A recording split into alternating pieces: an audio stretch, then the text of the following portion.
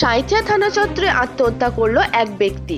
সূত্রের খবর, গলায় দড়ি দিয়ে আত্মহত্যা করেছেন ওই ব্যক্তি।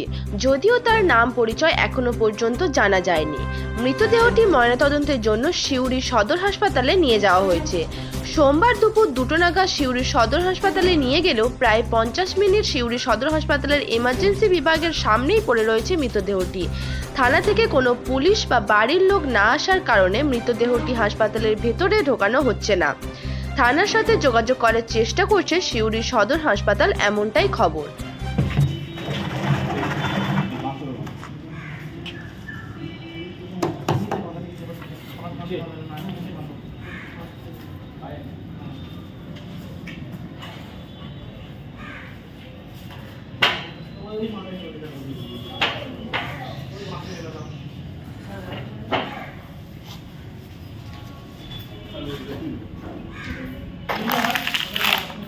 দৈনিক ডিজিটাল নিউজের সকল দর্শকদের জানাই স্বাগতম।